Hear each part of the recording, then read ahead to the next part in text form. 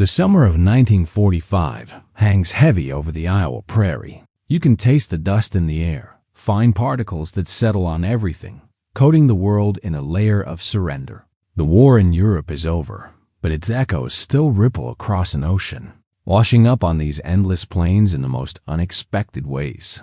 Here, behind barbed wire that gleams silver in the afternoon sun, 23 German women stand in a line. Their uniforms are clean but faded, pressed but defeated. These are not the faces you'd expect to find in an American POW camp. No hardened soldiers, no battle-scarred veterans.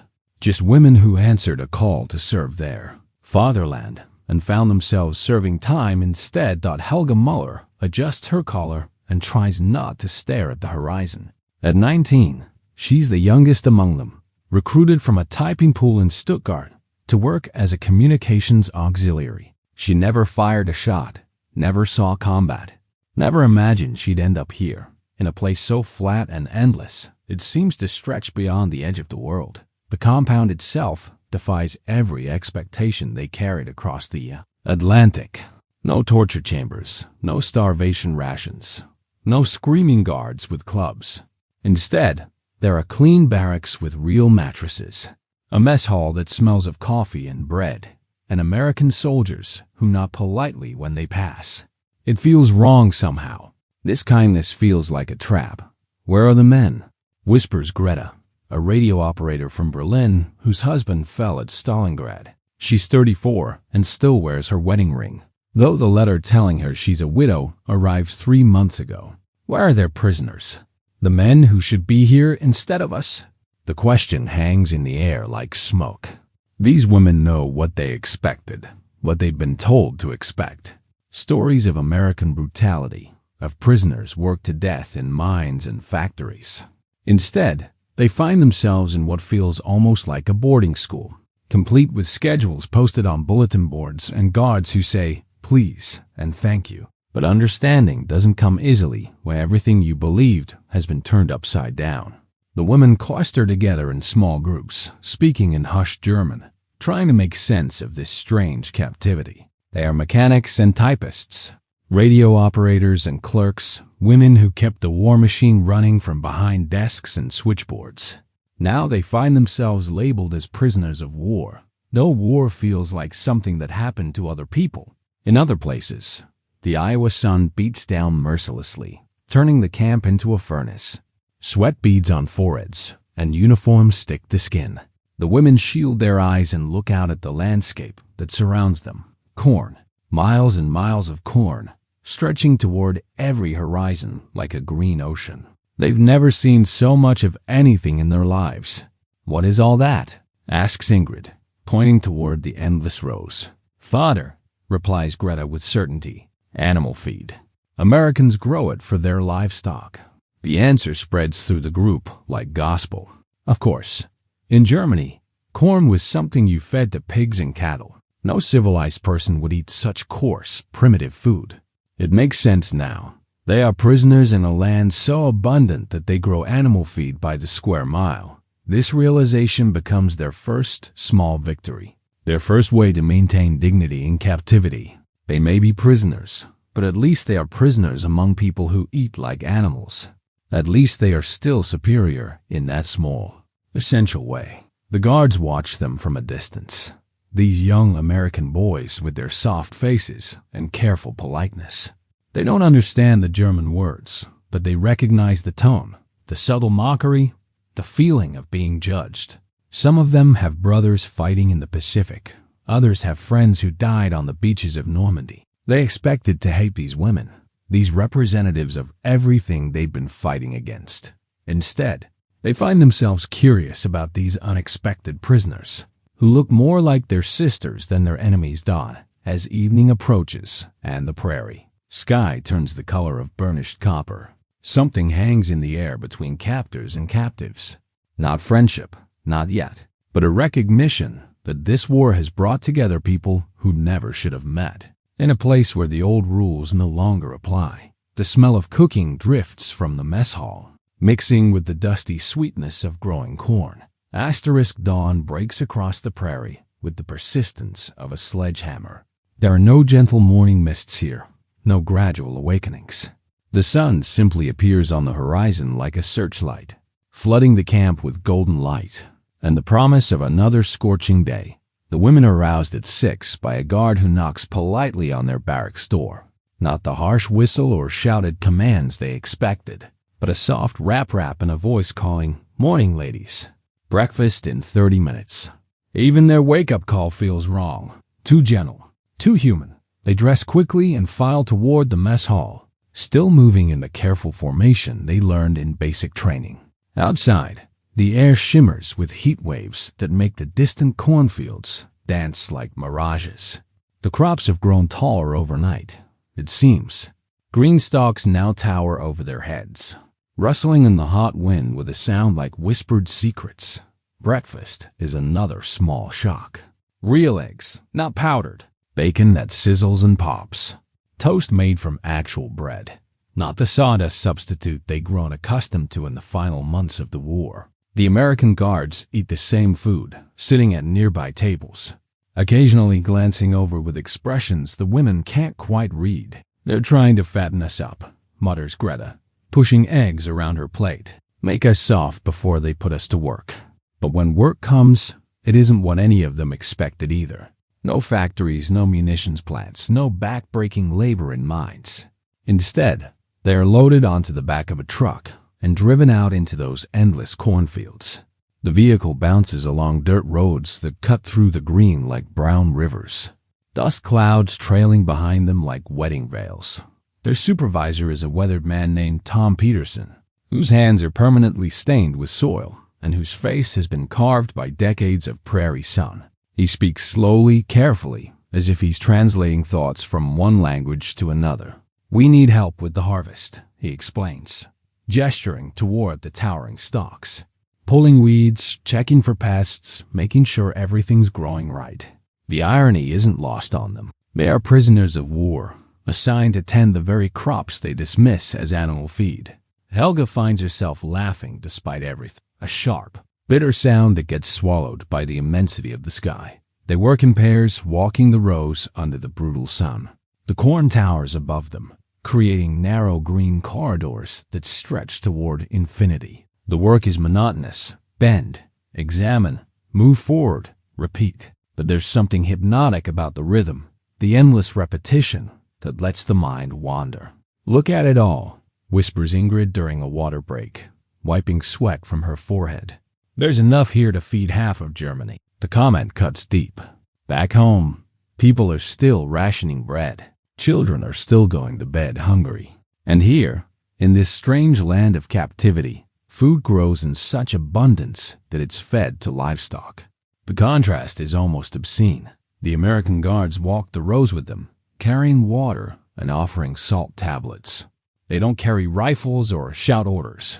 Instead, they make awkward conversation, asking about the women's families, their hometowns, their jobs before the war.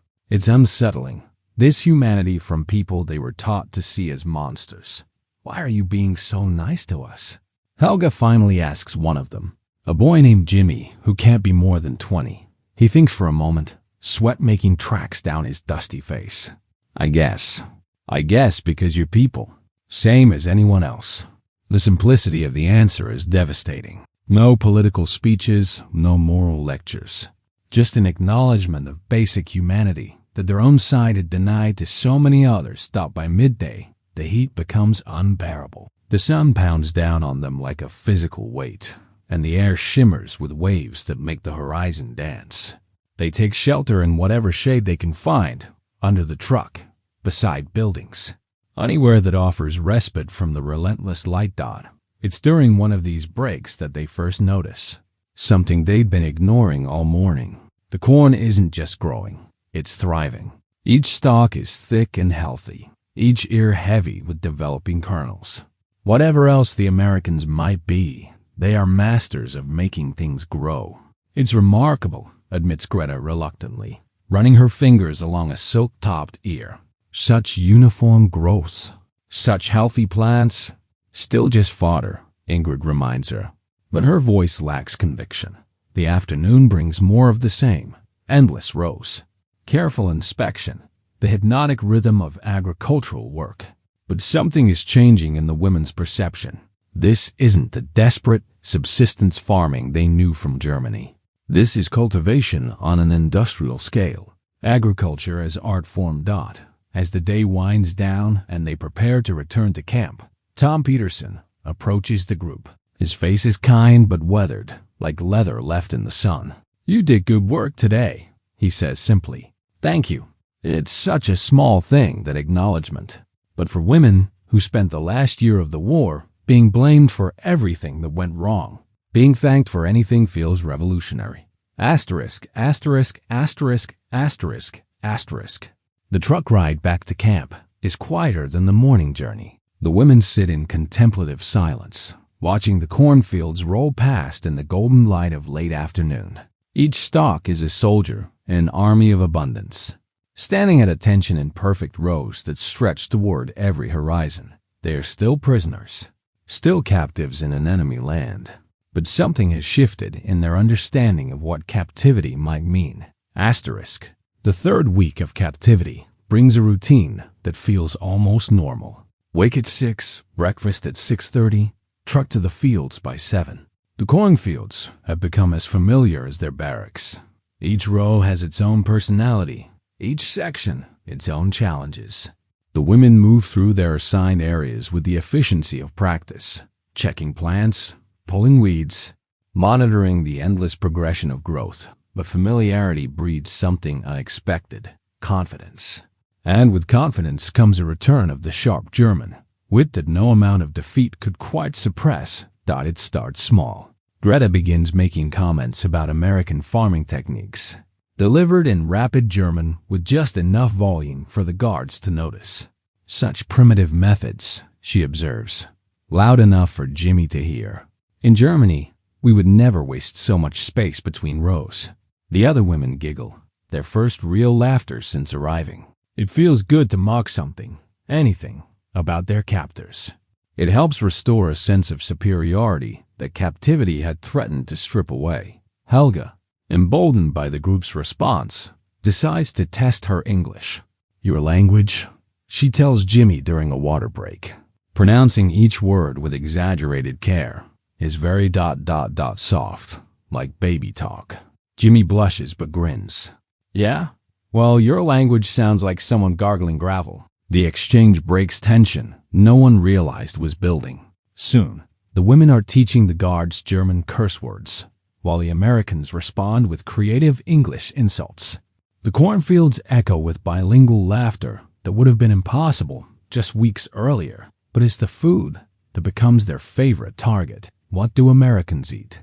asks Ingrid one afternoon, loud enough for Tom Peterson to hear. "Only things that grow from the ground, like potatoes." "Don't forget the corn," adds Greta with mock seriousness. "So much beautiful corn, perfect for cattle." The guards exchange glances. These women clearly don't understand that corn can be food for humans too. The dismissive way they say "cattle feed" grates against years of childhood memories.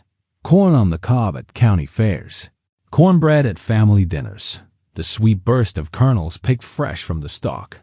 Tom Peterson has had enough. "You ladies want to see what we really do with corn?" he asks one scorching Thursday afternoon. "Saturday night, we're having a little barbecue. You're invited." The invitation spreads through the camp like wildfire. A barbecue.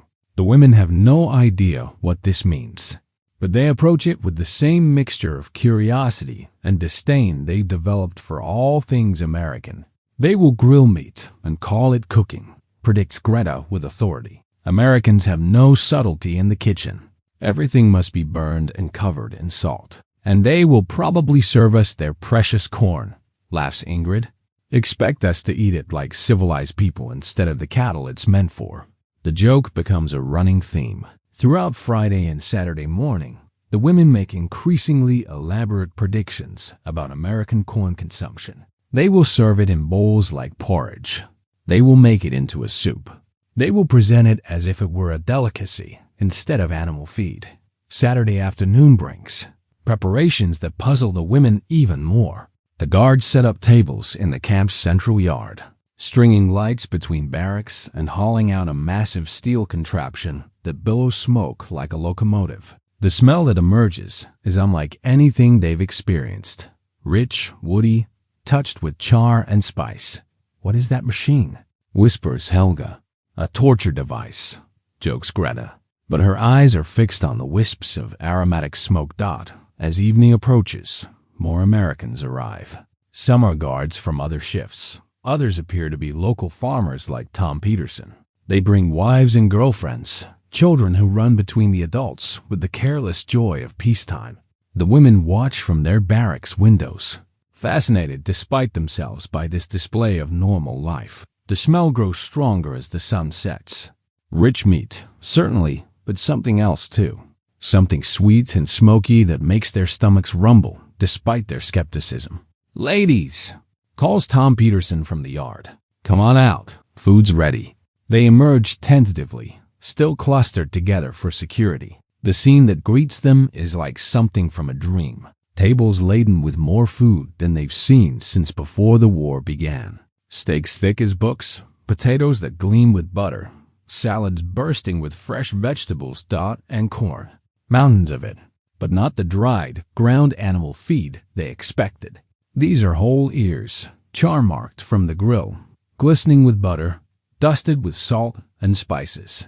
They're arranged on platters like offerings, treated with the same care as the meat. "That's your famous corn?" asks Greta, unable to hide her amusement. "You grill it like sausages?"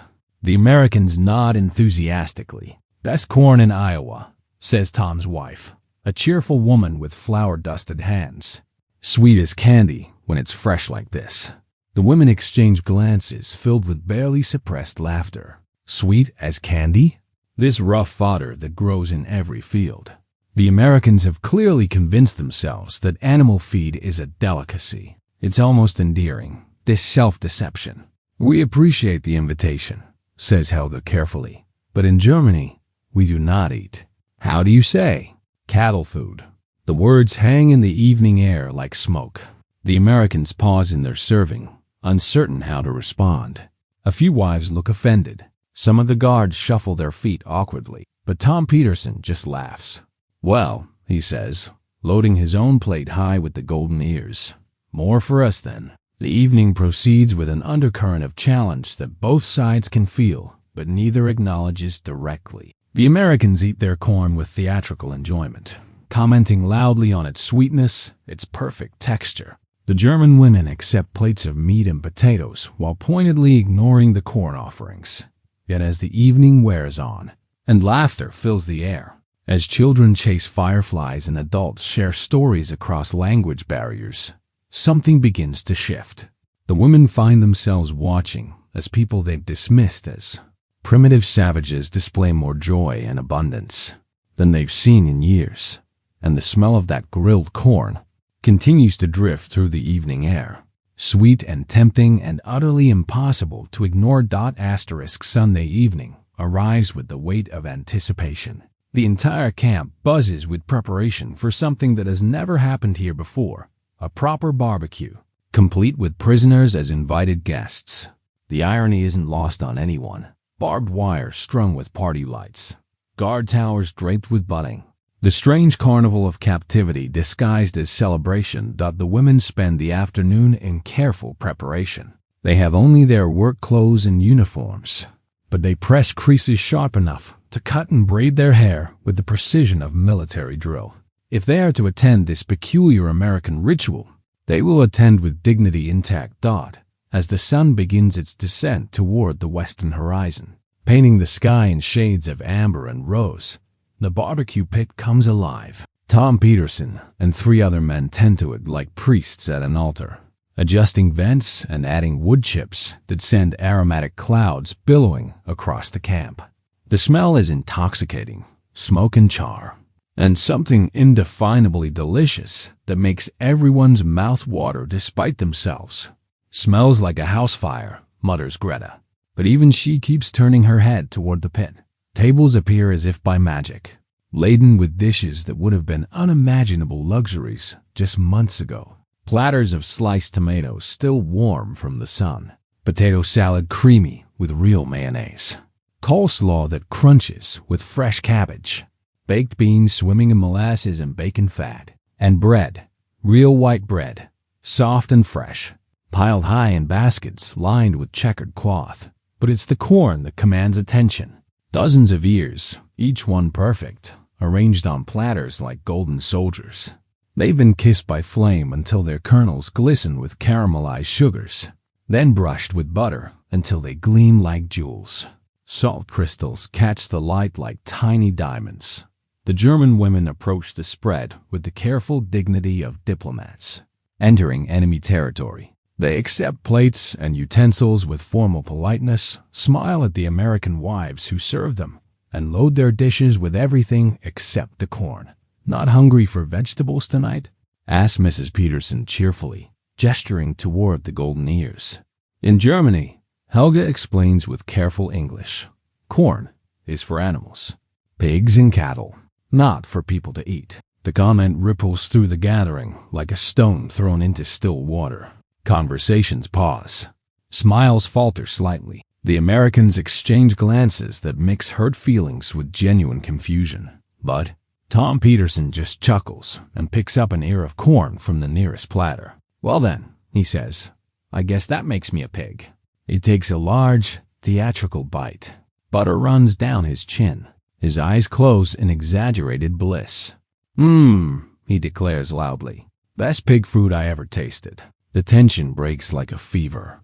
Other Americans follow suit, attacking their corn with renewed enthusiasm and making increasingly ridiculous pig noises. Children squeal with laughter. Even some of the guards begin oinking between bites. The German women watch this display with expressions caught between amusement and bewilderment. These Americans are either completely uncivilized or possessed of a sense of humor they hadn't expected. Either way, the corn remains untouched on their plates. A golden line drawn in the dirt between cultures dot as the evening progresses. The atmosphere grows more relaxed. Someone produces a guitar. Voices rise in songs that bridge language barriers through melody alone. Children dart between adults, sticky with watermelon juice and drunk on the freedom of staying up past bedtime. But throughout it all, the corn remains the evening's unspoken challenge.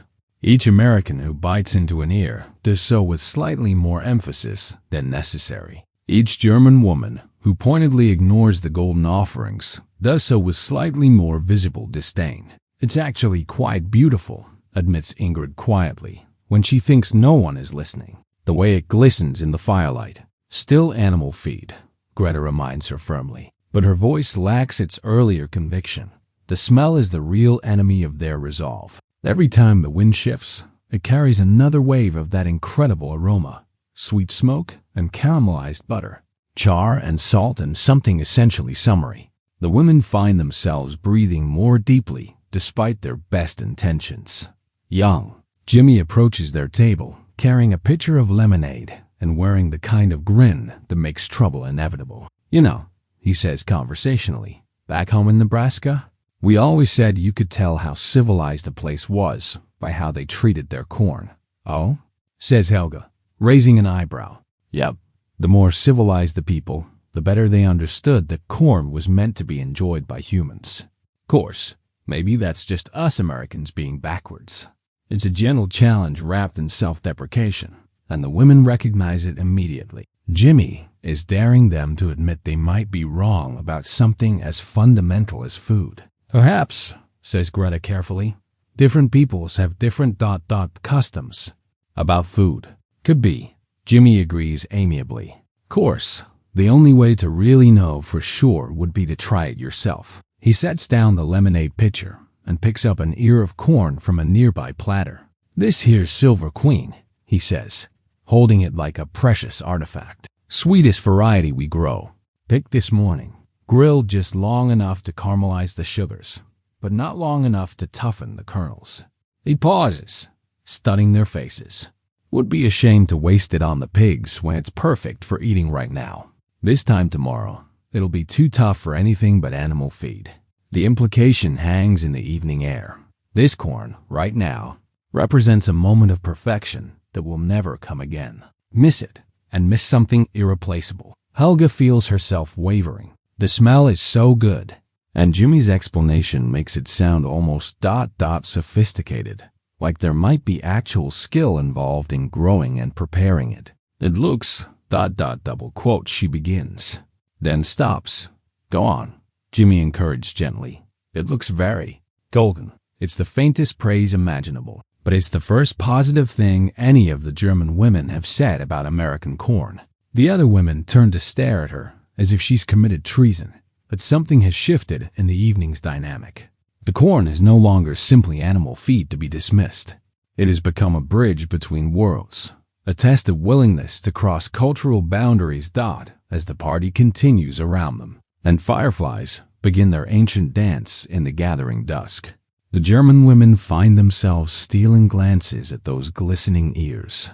Each kernel catches the light from the torches and campfires, winking like tiny promises. The challenge hangs unspoken in the air. Courage doesn't only happen on battlefields. Sometimes it happens at dinner tables, when you're brave enough to admit you might have been wrong about something as simple as what constitutes food. The moment arrives without fanfare. No dramatic music, no spotlight falling across the camp yard. Just Helga, 19 years old and 6,000 miles from home, reaching across a picnic table to pick up an ear of corn with the careful deliberation of someone defusing a bomb. The conversation around her doesn't stop. American voices still rise and fall in the comfortable rhythm of neighbors sharing a meal. Children still chase fireflies between the tables. Someone still strums a guitar by the dying barbecue pit. But for the German women clustered at their table, the entire world has narrowed to this single moment of decision. Helga turns the ear in her hands, feeling its weight, its warmth from the grill. The kernels are plump and golden, arranged in perfect rows like tiny soldiers. Butter gleams in the spaces between them, catching the light from the torches that ring the yard. It smells like nothing she's ever experienced.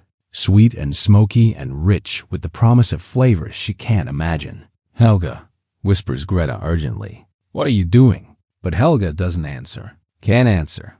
Because she's realized that this moment isn't really about corn at all. It's about everything she thought she knew about the world, about enemies and allies, about the fundamental differences between civilized people and barbarians.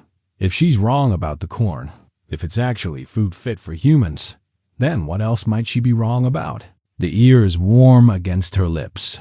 She can smell the char, the butter, the sweet promise of kernels that were growing in Iowa soil just this morning. Her teeth sink through the outer skin, and then the world explodes into sweetness.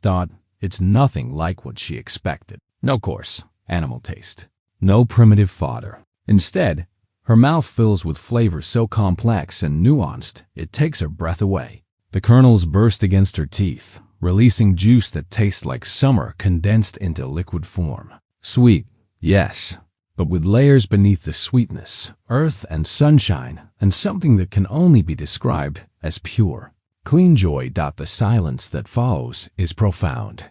Not just quiet, but a complete absence of sound that seems to stretch across the entire camp. Even the children stop running.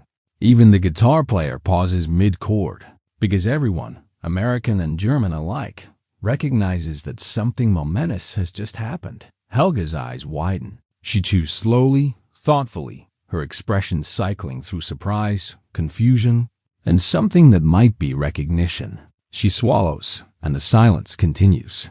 Then, so quietly that only the other German women can hear, she whispers, "Mein God." It's Ingrid who moves next. Without a word, she reaches for another ear from the platter. Her hand shakes slightly as she raises it to her mouth, but there's no hesitation in her bite. The same explosion of flavor, the same widening of eyes, the same soft gasp of disbelief. One by one, like dominoes falling, the other women follow. Greta, who's been the most vocal in her dismissal of American food. Magda, the oldest of them at 42, who spent the war rationing every grain of wheat. Ruth, who lost 2 sons at Normandy and swore she would never trust anything American. Each bite brings the same reaction, the same surprise, the same slow recognition that they have been profoundly embarrassingly wrong about something. Fundamental. The Americans watch in fascination as their prisoners discover what American children learn at their first county fair: that corn, when it's grown right and picked fresh and grilled with care, isn't animal feed at all. It's summer itself, captured in golden kernels and offered up like a gift. But it's more than just flavor that's changing these women. With each bite, they're tasting abundance. In Germany, even before the war, corn was something you fed to livestock because you couldn't afford to waste real food on animals. Here, corn so sweet and perfect it could be dessert is grown in such plenty that entire fields stretch to the horizon. This is ... Helga begins, then stops, lacking words in either language for what she's experiencing. Good? Suggests Jimmy hopefully. Good, she agrees, but the word is entirely inadequate. This isn't just good. This is a revelation. This is the taste of a country so rich, so blessed with abundance, that they can afford to grow candy in their fields and serve it at casual dinners. The other women nod in agreement, their mouths too full to speak. They're eating with the focused intensity of people discovering a new truth about the world. Butter runs down their chins. They don't care. Salt crystals stick to their lips. They don't notice Mrs. Peterson approaches their table, carrying a pitcher of water and wearing the kind of smile that women share when watching others discover something wonderful. There's plenty more, she says gently. Tom grilled extra, just in case. Extra, repeats Greta wonderingly, as if the concept itself is foreign. In her world, there was never extra. Never enough, let alone more than enough. The evening takes on a different quality after that first bite. The invisible wall between captors and captives doesn't disappear. That would take more than corn to accomplish, but it develops cracks. The German women begin asking questions about farming techniques, about varieties of corn, about the miracle of growing something so delicious in such abundance. Asterisk, asterisk, asterisk, asterisk, asterisk. Tom Peterson finds himself holding an impromptu agricultural seminar, explaining crop rotation and hybrid varieties to an audience more attentive than any university class. The women listen with the intense focus of people whose entire worldview is shifting beneath their feet. In Germany, Magda says carefully, we always thought Americans were, how do you say, rough people, without culture or refinement. Tom nods thoughtfully. And we always heard Germans were cold people, without warmth or kindness. The exchange hangs in the air between them, both sides recognizing the absurdity of their preconceptions. Here they are, enemy soldiers and prisoners of war, bonding over the simple miracle of well-prepared food. As the evening winds down and the torches burn lower, the German women continue eating corn with the dedication of converts. They're not just tasting food. They're tasting humility. Every kernel is a small admission that they might have been wrong about more than just American cuisine. The last ear is consumed as the first stars appear in the vast Iowa sky. The women sit back in their chairs, finally satisfied, but somehow changed. They look at each other across the table, and in each face they see the same expression, the slightly stunned look of people who have just learned that the world is larger and more complex than they ever imagined. Tomorrow, they will return to the cornfields they now see with completely different eyes. Tomorrow, they will tend crops they now understand are food, not fodder. Tomorrow, they will work alongside people they now realize are not barbarians, but simply neighbors from a different place. But tonight, they sit in the gentle darkness of an Iowa summer evening, tasting the last traces of sweetness on their tongues and wondering what else they might discover in this strange land of captivity. Asterisk. The morning after the barbecue arrives with a different quality of light. The same Iowa sun rises over the same endless cornfields, but everything feels changed, as if the world has been subtly retuned overnight. The German women wake to find their certainties as rumpled as their bedsheets, and the taste of sweet corn still ghosting across their tongues like the memory of a dream. Helga lies in her narrow bunk, staring at the barrack ceiling and trying to reconcile What happened last night with everything she thought she knew about the world? That corn, that impossible, wonderful corn, has done more than change her opinion about American food. It has cracked open something fundamental in her understanding of enemies and allies, civilization and barbarism. If they were wrong about corn, what else might they be wrong about? The question follows her to breakfast, where scrambled eggs and bacon taste somehow different now. Richer, perhaps. Or maybe she's just paying attention in a way she never has before. Around her, the other women eat in contemplative silence, each lost in her own reckoning with the previous evening's revelations. "I keep thinking about the butter," says Ingrid finally, breaking the silence that is stretched across their table. "So much butter, just available, as if it cost nothing." Greta nods slowly. "At home, my mother saved butter for Christmas and birthdays. Here, they paint it on corn like it's paint." The casual abundance of the barbecue haunts them all. Not just the corn, though that remains the centerpiece of their confusion, but everything. The meat grilled without ceremony, the vegetables served fresh instead of preserved, the bread offered without rationing or careful measurement. It speaks to wealth beyond their comprehension, not just money, but the deep, structural wealth of a nation that has never known true hunger. The truck ride to the fields takes them through the same landscape as always, but now they see it with different eyes. These aren't just crops growing in orderly rows. This is abundance made manifest, prosperity so complete that food stretches beyond every horizon. Mile after mile of corn, soybeans, wheat, enough to feed their entire homeland several times over. "No wonder they won the war," whispers Magda, so quietly that only those sitting closest can hear. How do you defeat people who grow candy in their fields? The workday begins as always, but something fundamental has shifted in the relationship between the women and their tasks.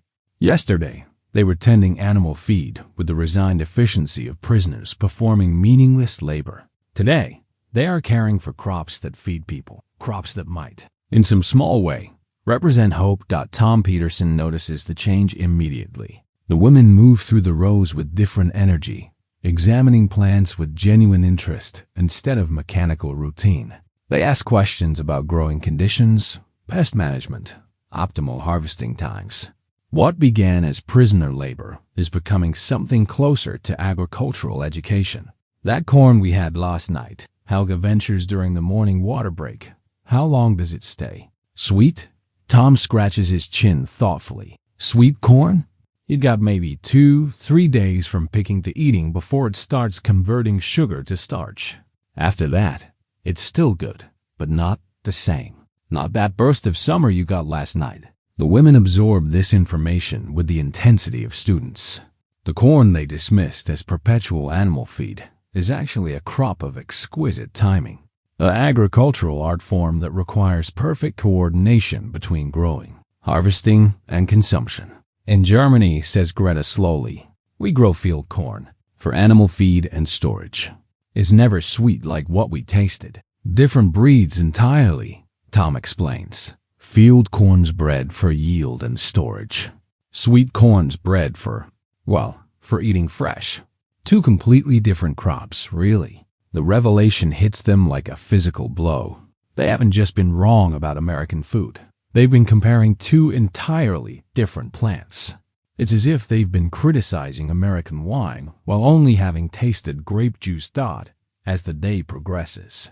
The women find themselves having conversations they never expected to have. Not just about corn, though that remains central, but about farming, about abundance, about the strange luxury of growing food for pleasure instead of mere survival. "My grandmother grew a small garden," Ingrid tells Mrs. Peterson during lunch, "which the farmer's wife has brought out to the fields in baskets lined with checked cloth. Potatoes mostly, some cabbage. Everything we grew was for staying alive." Mrs. Peterson nods sympathetically. "My grandmother lived through the Depression. She knew about making do, about stretching every bit of food until it was gone. But even then, come summer, we'd have fresh corn, something sweet to celebrate the season." The concept of celebration through food is foreign to these women. In their world, food was fuel, rationed and precious, and never wasted on mere enjoyment. The idea that people might grow crops specifically for pleasure, specifically for the joy of eating something delicious, represents a kind of freedom they've never imagined. That evening, back at the camp, the women gather in their barracks for the first real conversation they've had since arriving. No guards are present, no Americans listening in, just 23 German women trying to make sense of what they've learned about themselves and their captors. "I've been thinking," says Helga, sitting cross-legged on her bunk, "about why we thought corn was only for animals." The others lean in, sensing something important in her tone. "In Germany, we fed corn to pigs because we couldn't afford to eat it ourselves. Not because it wasn't food, but because people food was too precious to waste on people." The statement hangs in the air like smoke. The brutal logic of it is undeniable. In a world of scarcity, you feed the best food to the animals you're going to eat, and save the worst for yourself. "But here," continues Ruth, the widow who lost 2 sons, "they have so much real food that they can afford to eat the sweet stuff themselves. More than afford," adds Magda. "They prefer it. They grow it specifically to eat themselves, not to feed animals." The conversation that follows is unlike anything they've shared since captivity began. Honest, painful, and utterly necessary. They talk about the hunger that stalked German cities in the final years of the war, about the bitter ersatz coffee made from chicory and acorns, about the bread that was more sawdust than flour, and they talk about the strange grief of discovering that their enemies live better than they ever dreamed possible. "I keep thinking about my children," says Greta, whose 2 daughters are living with relatives in bombed-out Berlin. "About the letter I'll write home. How do I explain that the Americans feed us better than we ever fed ourselves?" It's a question without an easy answer. How do you tell people you love that everything they believed about their enemies was wrong? How do you explain that the monsters of their nightmares are actually people who grill corn for prisoners and say, "Please" and "Thank you"? As the evening deepens and the women prepare for sleep, they carry with them a new weight. Not the weight of chains or captivity, but the weight of knowledge. They have tasted abundance, and it has changed them in ways they are only beginning to understand. Tomorrow will bring another day in the cornfields, another day of tending crops they now see as food instead of fodder. But tonight they lie in their bunks and remember the taste of sweetness on their tongues, and the terrible, wonderful knowledge that the world is larger and more generous than they ever dared to hope. Asterisk, asterisk, asterisk, asterisk. 2 weeks after the barbecue, letters become the women's lifeline to a world that feels increasingly distant. The camp allows each prisoner to write 1 letter per week, carefully censored but carrying the weight of mountains. Helga sits at a rough wooden table in the barracks, staring at a blank piece of paper that represents her only connection to home. How do you explain paradise to people living in hell? Through the window, she can see the cornfields stretching toward infinity, green rows that wave in the prairie wind like ocean swells. The corn is taller now, the ears fuller, approaching the perfect moment when they'll be ready for harvest. She knows this now, knows the signs, the timing, the careful balance between too early and too late. She knows because Tom Peterson has been teaching them, not just her, but all of them. What began as prisoner labor has become something closer to agricultural college, with lessons in soil chemistry and weather patterns, plant breeding and crop rotation. Knowledge given freely, without expectation of return. "Dear Mama," she writes, then stops.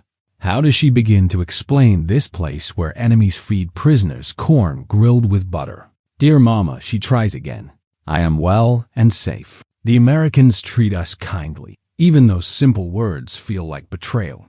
Kindly? Her mother is probably scrounging for potato peels in the ruins of Stuttgart.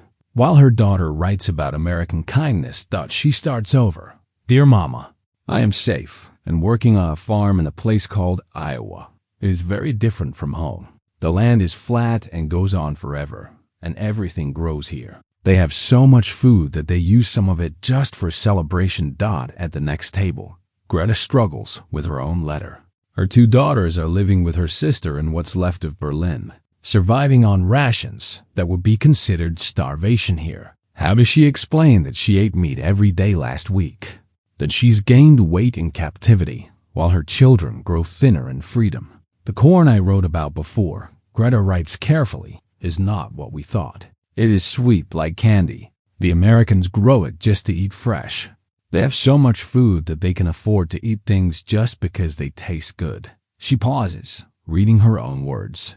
They sound like fantasy, like the fever dreams of a starving person. But they're true, and that makes them almost obscene. Ingrid takes a different approach in her letter to her husband's parents, who were caring for her 3 young children in Munich. The Americans are not what we were told. They say please and thank you. They share their food with us and teach us about their farming. I am learning that there are many ways to be civilized, and perhaps we do not know all of them. It's as close as she can come to admitting that. Everything they believed might have been wrong. The censors will read it, both American and German, and she can only hope that something of the truth will survive the journey home. The weekly letter-writing session becomes a ritual of translation, not just between languages, but between worlds. How do you explain abundance to scarcity? How do you describe kindness to people who have known only cruelty? Ruth writes to her dead son's graves, letters that will never be sent but need to be written. My dear boys, I am learning that the men who killed you are also men who grow food for the pleasure of eating it. I do not know what to do with this knowledge. I do not know how to hate people who say grace before meals and thank their prisoners for good work. These letters become confessions, attempts to reconcile the propaganda they believed with the reality they're living. The Americans were supposed to be monsters, but monsters don't teach agricultural science to their prisoners. Monsters don't grill corn for people. They could easily brutalize. Mrs. Peterson stops by the barracks one evening while the women are writing. She brings cookies, real cookies, made with real sugar and butter, and sits with them while they struggle with their correspondence. Hard to find the words? She asks gently. Helga looks up from her half-finished letter. How do we tell our families that we eat better here than they do at home? It's a question that goes to the heart of their guilt. Every good meal feels like betrayal of the people they left behind. Every act of American kindness is a reminder of German cruelty. Mrs. Peterson considers this carefully. Maybe you tell them that kindness exists in the world. Maybe that's something they need to hear right now. Over the following weeks, responses begin to arrive. Letters from home that paint pictures of devastation the women can barely comprehend.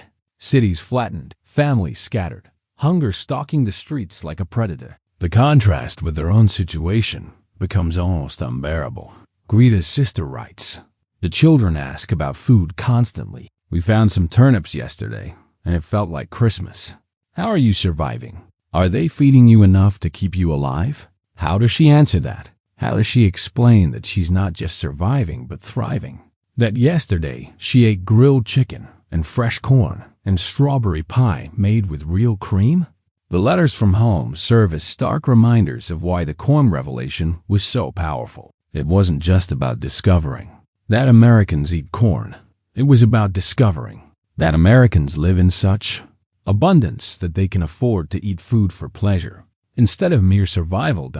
They have ice cream here. Magda writes to her grandchildren, cold and sweet and made with real cream. They eat it just because it tastes good, not because they need the calories. I think about you every time I see it, and I save the memory to share with you when I come home. But the question that haunts all their letters is the same, one that haunts their days. If their captors are capable of such unexpected humanity, what does that say about the war they just lost? What does it say about the cause they served? As autumn approaches and the corn reaches perfect ripeness, the women continue their weekly ritual of trying to bridge two worlds with ink and paper. Each letter is an attempt to prepare their families for the women they're becoming. Women who have learned that enemies can be kind, that abundance exists in the world, and that sometimes defeat tastes sweeter than victory ever did. Asterisk. September arrives in Iowa with the sudden drama of prairie weather. The morning dawns clear and warm, with that crystalline quality that promises a perfect harvest day. But by afternoon, clouds build on the western horizon like dark mountains. and the air takes on the electric tension that comes before serious storms. The German women are in the fields when the first drops fall, fat, warm raindrops that dimple the dust and release the sweet smell of approaching weather. They've been working since dawn, helping to evaluate the corn crop that's reaching peak readiness. What once seemed like endless drudgery has become something closer to anticipation. "Looks like we're in for it," Tom Peterson calls out, squinting at the darkening sky. "Better head for cover." But the storm moves faster than expected. Within minutes, the gentle drops become a steady shower. Then a driving rain that turns the dirt roads to mud and sends everyone scrambling for shelter. The women run alongside their American guards, all pretense of prisoner and captor, forgotten in the democracy of getting soaked. The nearest shelter is the equipment shed, a long, low building that smells of motor oil and hay. Everyone crowds inside just as the real storm hits, rain hammering the metal roof with a sound like machine gun fire. Lightning illuminates the interior in stark flashes, followed by thunder that seems to shake the entire building. It's the first time since their capture that prisoners and guards have been forced into such close quarters without the formal structures of camp life. No assigned seating, no careful protocols. Just 23 German women, a dozen American guards, and Tom Peterson's family, all huddled together while the storm rages outside. At first, they maintain their invisible boundaries. Germans on one side of the shed, Americans on the other, with a no-man's land of silence between them. But storms have a way of breaking down artificial barriers, and this one has the persistence of biblical weather. "How long do these usually last?" asks Helda, raising her voice to be heard above the rain. "Could be an hour, could be all night," Tom replies. Prairie storms got their own schedule. As if to prove his point, another crash of thunder shakes the building. Mrs. Peterson's youngest daughter, maybe 8 years old, moves closer to her mother with the automatic fear of children in storms. But the gesture breaks something in the invisible wall between the groups.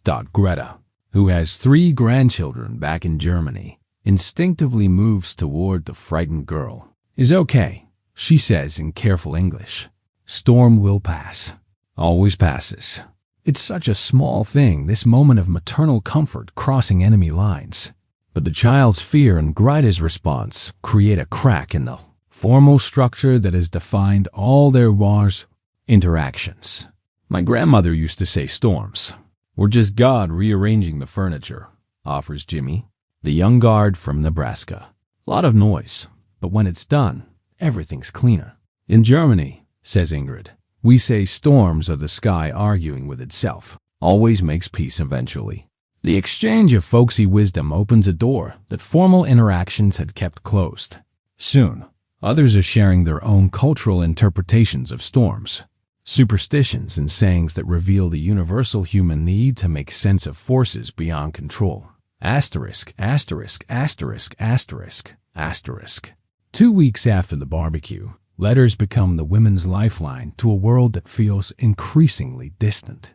The camp allows each prisoner to write 1 letter per week, carefully censored but carrying the weight of mountains. Helga sits at a rough wooden table in the barracks, staring at a blank piece of paper that represents her only connection to home. How do you explain paradise to people living in hell? Through the window, she can see the cornfields stretching toward infinity, green rows that wave in the prairie wind like ocean swells. The corn is taller now, the ears fuller, approaching the perfect moment when they'll be ready for harvest. She knows this now, knows the signs, the timing, the careful balance between too early and too late. She knows because Tom Peterson has been teaching them, not just her, but all of them. What began as prisoner labor has become something closer to agricultural college, with lessons in soil chemistry and weather patterns, plant breeding and crop rotation. Knowledge given freely, without expectation of return. "Dear Mama," she writes, then stops. How does she begin to explain this place where enemies feed prisoners corn grilled with butter? "Dear Mama," she tries again, "I am well and safe. The Americans treat us kindly." Even those simple words feel like betrayal. Kindly? Her mother is probably scrounging for potato peels in the ruins of Stuttgart, while her daughter writes about American kindness. She starts over. Dear Mama, I am safe and working on a farm in a place called Iowa. It is very different from home. The land is flat and goes on forever, and everything grows here. They have so much food that they use some of it just for celebration. At the next table, Greta struggles with her own letter. Her two daughters are living with her sister in what's left of Berlin, surviving on rations that would be considered starvation here. How does she explain that she ate meat every day last week?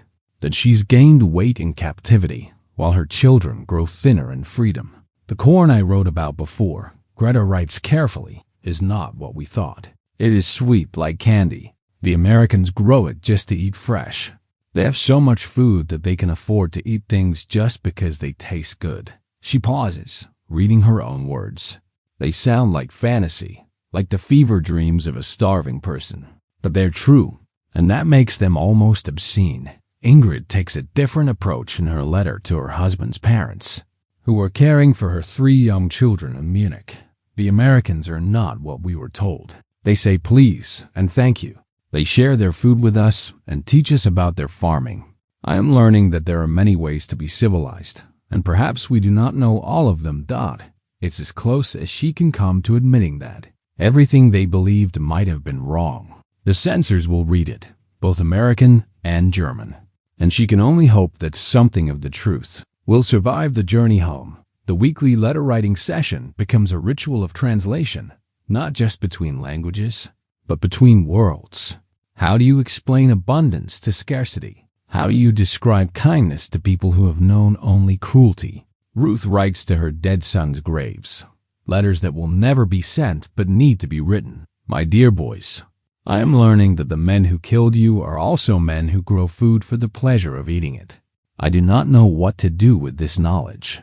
I do not know how to hate people who say grace before meals and thank their prisoners for good work. These letters become confessions, attempts to reconcile the propaganda they believed with the reality they're living.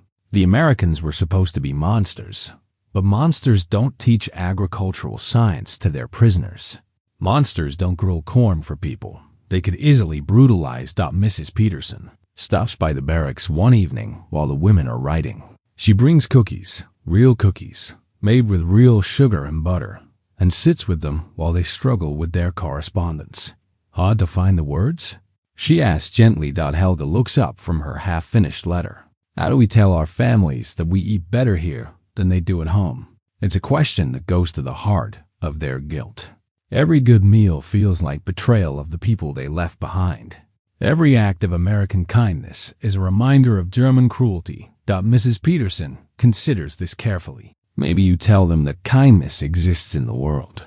Maybe that's something they need to hear right now. Over the following weeks, responses begin to arrive. Letters from home that paint pictures of devastation the women can barely comprehend. Cities flattened, families scattered, hunger stalking the streets like a predator. The contrast with their own situation becomes almost unbearable. Greta's sister writes, the children ask about food constantly. We found some turnips yesterday, and it felt like Christmas. How are you surviving? Are they feeding you enough to keep you alive? How does she answer that? How does she explain that she's not just surviving but thriving? That yesterday she ate grilled chicken and fresh corn and strawberry pie made with real cream? The letters from home serve as stark reminders of why the corn revelation was so powerful. It wasn't just about discovering that Americans eat corn. It was about discovering that Americans live in such abundance that they can afford to eat food for pleasure instead of mere survival. They have ice cream here. Magda writes to her grandchildren, cold and sweet and made with real cream. They eat it just because it tastes good, not because they need the calories. I think about you every time I see it, and I save the memory to share with you when I come home. But the question that haunts all their letters is the same, one that haunts their days. If their captors are capable of such unexpected humanity, what does that say about the war they just lost? What does it say about the cause they served? As autumn approaches and the corn reaches perfect ripeness, the women continue their weekly ritual of trying to bridge two worlds with ink and paper. Each letter is an attempt to prepare their families for the women they're becoming. Women who have learned that enemies can be kind, that abundance exists in the world, and that sometimes defeat tastes sweeter than victory ever did. Asterisk. September arrives in Iowa with the sudden drama of prairie weather. The morning dawns clear and warm, with that crystalline quality that promises a perfect harvest day. But by afternoon, clouds build on the western horizon like dark mountains, and the air takes on the electric tension that comes before serious storms. The German women are in the fields when the first drops fall, fat, warm raindrops that dimple the dust and release the sweet smell of approaching weather. They've been working since dawn, helping to evaluate the corn crop that's reaching peak readiness. What once seemed like endless drudgery has become something closer to anticipation. "Looks like we're in for it," Tom Peterson calls out, squinting at the darkening sky. "Better head for cover." But the storm moves faster than expected. Within minutes, the gentle drops become a steady shower. Then a driving rain that turns the dirt roads to mud and sends everyone scrambling for shelter. The women run alongside their American guards, all pretense of prisoner and captor, forgotten in the democracy of getting soaked. The nearest shelter is the equipment shed, a long, low building that smells of motor oil and hay. Everyone crowds inside just as the real storm hits, rain hammering the metal roof with a sound like machine gun fire. Lightning illuminates the interior in stark flashes, followed by thunder that seems to shake the entire building. It's the first time since their capture that prisoners and guards have been forced into such close quarters without the formal structures of camp life. No assigned seating, no careful protocols. Just 23 German women, a dozen American guards, and Tom Peterson's family, all huddled together while the storm rages outside. At first, they maintain their invisible boundaries. Germans on one side of the shed, Americans on the other, with a no-man's land of silence between them. But storms have a way of breaking down artificial barriers, and this one has the persistence of biblical weather. "How long do these usually last?" asks Helda, raising her voice to be heard above the rain. "Could be an hour, could be all night," Tom replies. Prairie storms got their own schedule. As if to prove his point, another crash of thunder shakes the building. Mrs. Peterson's youngest daughter, maybe 8 years old, moves closer to her mother with the automatic fear of children in storms. But the gesture breaks something in the invisible wall between the groups. Greta, who has 3 grandchildren back in Germany, instinctively moves toward the frightened girl. "Is okay," she says in careful English. "Storm will pass." Always passes. It's such a small thing, this moment of maternal comfort crossing enemy lines. But the child's fear and Greta's response create a crack in the formal structure that has defined all their war's interactions. "My grandmother used to say storms were just God rearranging the furniture," offers Jimmy, the young guard from Nebraska. "A lot of noise, but when it's done, everything's cleaner." "In Germany," says Ingrid, "we say storms are the sky arguing with itself. Always makes peace eventually." The exchange of folksy wisdom opens a door that formal interactions had kept closed. Soon, others are sharing their own cultural interpretations of storms, superstitions and sayings that reveal the universal human need to make sense of forces beyond control.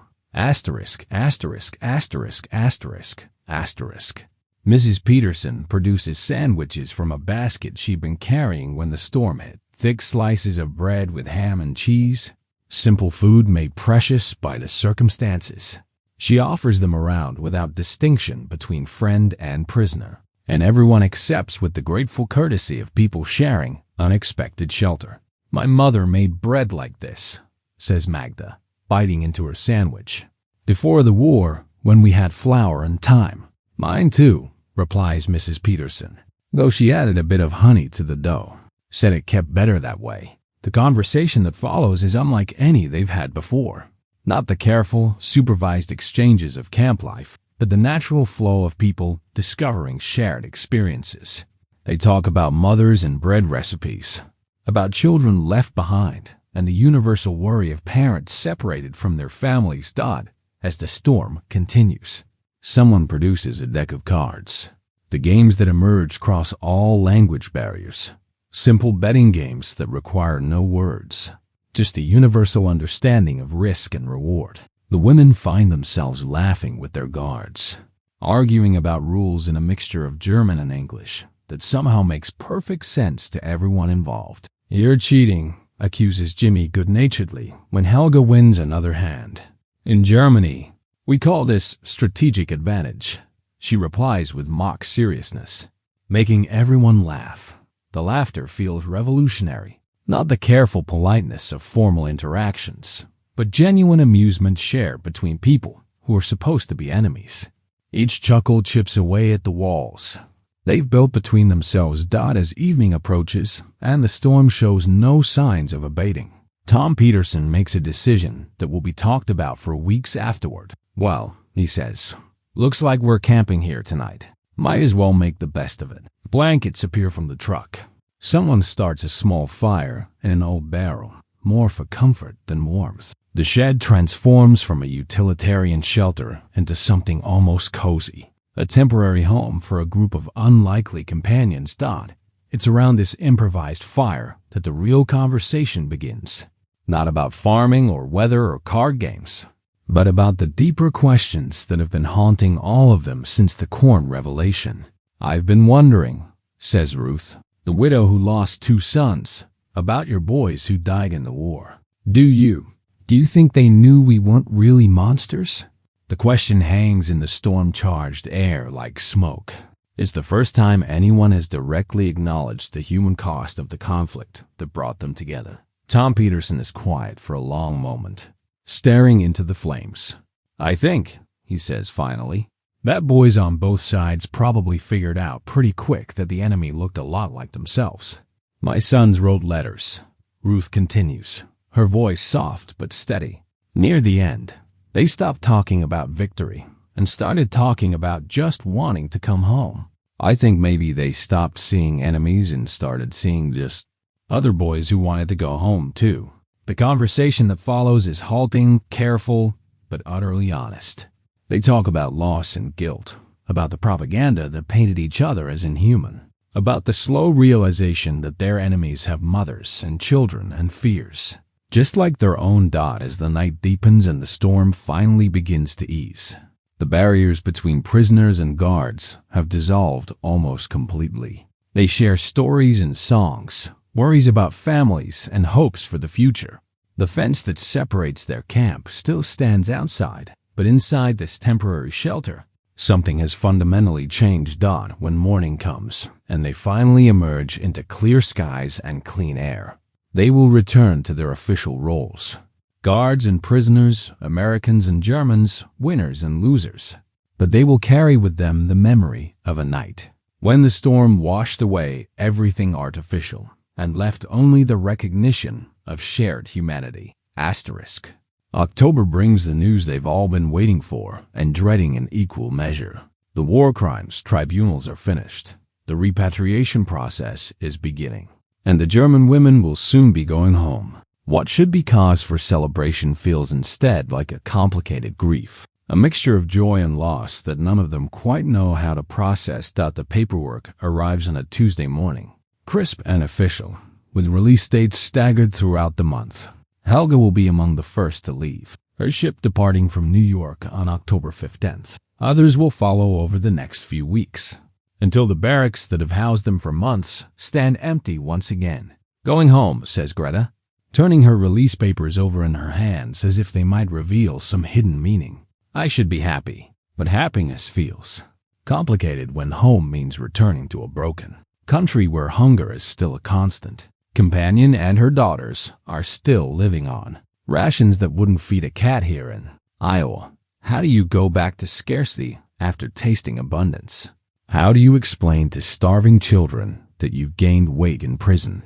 The Americans seem as conflicted as their prisoners. Tom Peterson's weather-beaten face shows something that might be sadness when he delivers the news that their agricultural education program is ending. The guards who have spent months learning to say Guten Morgen and sharing baseball scores suddenly face the prospect of empty duties and quiet evenings. We'll miss you ladies, Jimmy admits during what turns out to be their last day in the cornfields. Won't be the same around here without you arguing about farming techniques. The corn they've been tending all summer is ready now. Perfect ears that hang heavy on their stalks. Silk brown and kernels plump with stored sunshine. The harvest will begin next week, but the German women won't be here to see it. They've nurtured this crop from planting to maturity, and now they'll miss the culmination of all their work. It's Mrs. Peterson who comes up with the idea for a farewell dinner. Not another barbecue that feels too much like trying to recapture magic that can't be repeated. Instead, something quieter, more intimate. A last meal shared between people who started as enemies and are ending as something much more complicated. What would you like? She asked the women during their final week. What would make this feel like a proper goodbye? The answer comes without hesitation, spoken in unison by voices that have learned to harmonize over months of shared experience. Corn. So on their last Saturday evening in Iowa, as the sun sets over fields they've learned to love, the women gather one final time around tables laden with the crop that changed everything. Not grilled this time, but prepared in every way the Americans can think of. Corn on the cob. Certainly, but also cornbread and corn chowder, corn fritters and corn pudding, even corn ice cream that tastes like summer concentrated into frozen sweetness. It's a feast built around a single ingredient, a celebration of the discovery that transformed their understanding of enemies and abundance, civilization, and barbarism.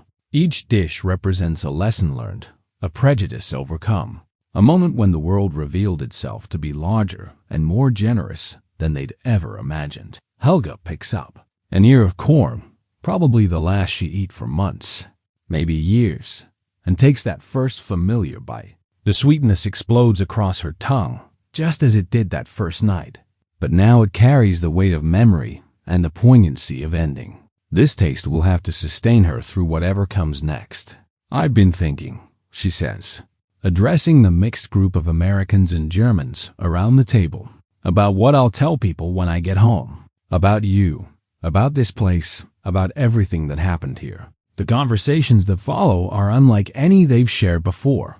No longer the careful exchanges of captor and prisoner, but the honest reflections of people trying to make sense of an experience that has changed them all. They talk about the letters they'll write, the stories they'll tell, the impossible task of explaining Iowa corn to people who've never known abundance. They won't believe you, predicts Tom Peterson gently. People back home on both sides, they'll think you're making it up. Maybe, agrees Greta, but I'll keep telling it anyway. Someone needs to remember that enemies can be kind. As the evening progresses, the conversation turns to plans and hopes, to the practical questions of rebuilding lives in a broken world.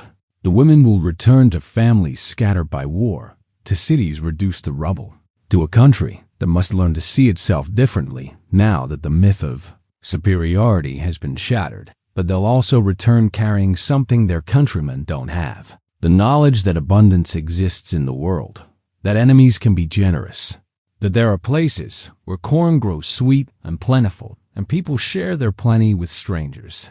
I want to plant corn, announces Magda suddenly, surprising everyone with the declaration. When I get home, when I have a garden again, I want to grow corn. Sweet corn? Asks Mrs. Peterson. If I can find the seeds. If such things exist in Germany. Magda pauses, considering. Even if I can only grow field corn, I'll remember. Every time I see those green stalks, I'll remember what's possible. It becomes a group pledge, this promise to carry Iowa with them. Some will plant gardens, others will simply remember. But all of them will carry forward the taste of sweetness and the knowledge that the world is capable of unexpected grace. Asterisk, asterisk, asterisk, asterisk, asterisk. As the meal winds down and the last traces of corn disappear from their plates, the women sit in contemplative silence. Tomorrow will bring final packing, official paperwork, the bureaucratic machinery of repatriation. But tonight, they have this, the taste of abundance on their tongues and the memory of kindness in their hearts. The corn that once symbolized American barbarism has become their most precious souvenir. A flavor that will remind them forever that enemies can become friends over something as simple as a shared meal. 57 years later, Helga Brennan, nee Muller, kneels in the soil of her small backyard garden in Esslingen, Germany. Her arthritic hands work carefully through the earth, planting seeds that arrived yesterday in a package from Iowa, sweet corn seeds, sent by the grandson of a farmer she once knew, continuing a correspondence that has lasted more than half a century. The old woman's fingers tremble slightly as she places each kernel in its carefully prepared hole. These aren't just seeds, they're promises, memories made manifest. The continuation of a story that began with mockery and transformed into something approaching grace. Her neighbors think she's eccentric. This widow, who insists on growing American corn in her postage-stamp garden. Frau Brennan and her strange plants, they say. Not unkindly, but with the tolerant amusement reserved for harmless obsessions. They don't understand that these aren't strange plants at all. They're the closest thing to prayer she's ever known. The morning is cool and damp, typical for spring in southwestern Germany. But as Helga works, she remembers another morning, hot and dry under an Iowa sun, when she first touched corn silk and dismissed it as fodder for animals. The irony still makes her smile, even at 76. Even with the weight of all the years between then and now, she plants 12 hills, the same number she's planted every spring since 1963, when she finally found seeds that would grow in German soil. Some years the crop fails. The climate here isn't quite right for sweet corn. The growing season too short, the summers too mild. But some years, in late July or early August, she gets to taste that familiar sweetness again. And for a moment she's 19 years old, and learning that the world is larger than her hatred.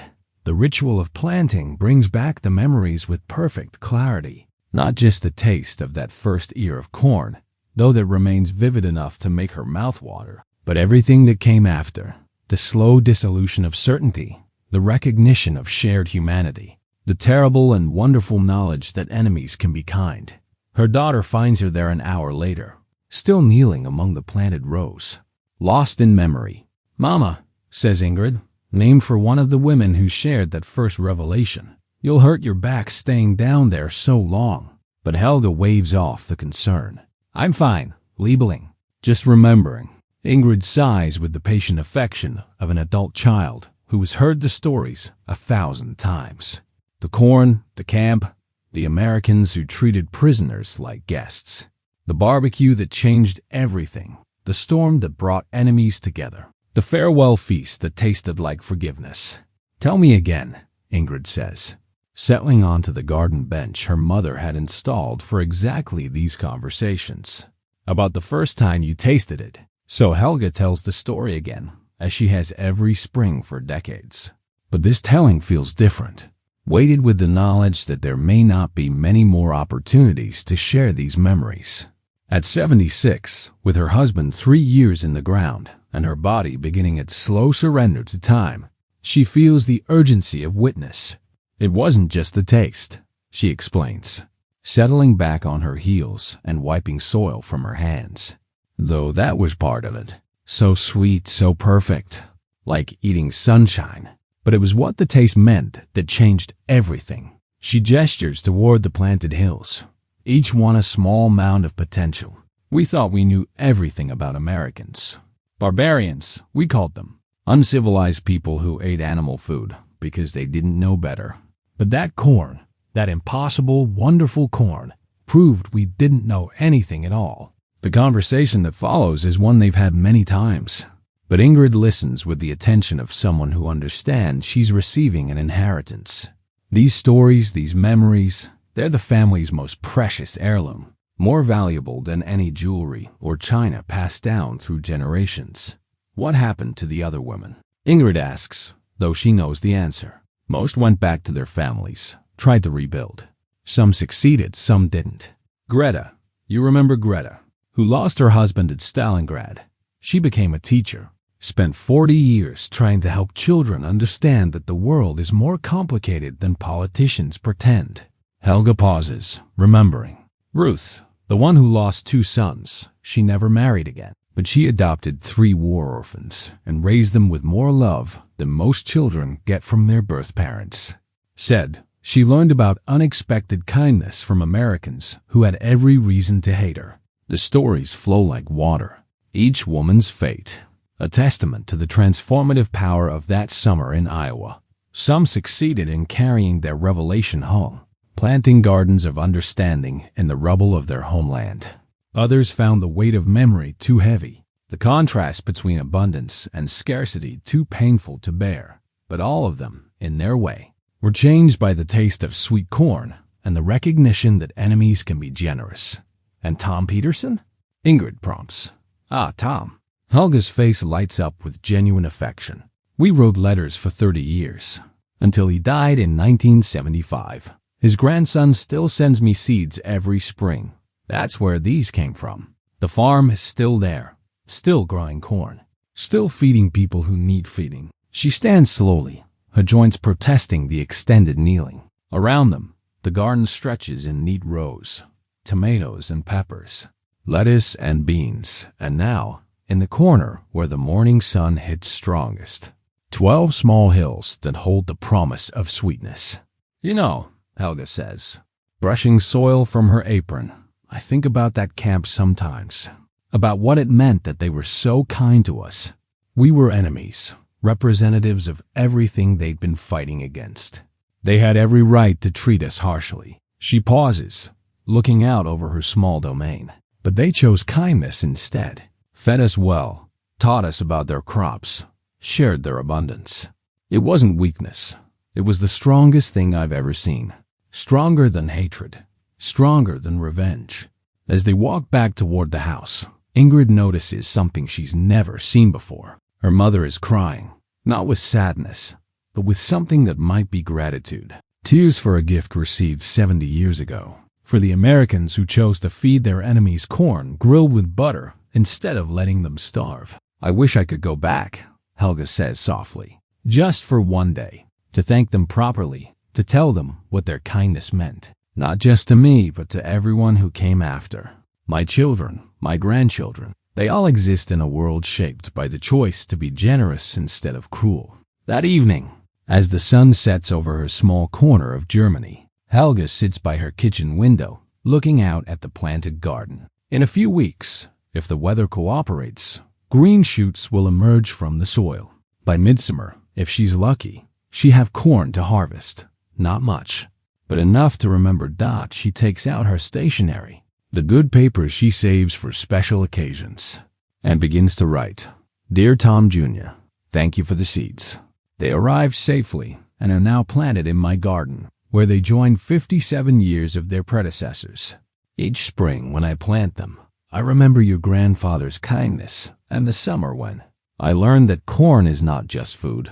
It's hope made edible. The letter goes on, as her letters always do, sharing news of family and health, memories of that transformative summer, gratitude for the unexpected friendship that has sustained her through decades of peace.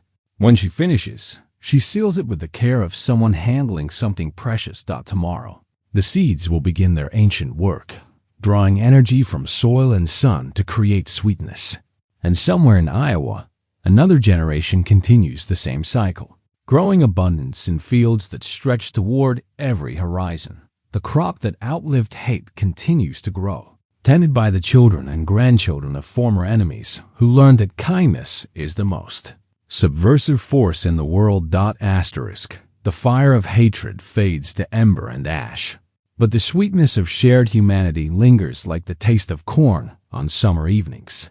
What began as mockery transformed into communion, and what was once dismissed as animal feed became the flavor of peace itself. In gardens across 2 continents, the crop that outlived hate continues to grow, tended by hands that learned the revolutionary power of kindness. ***********.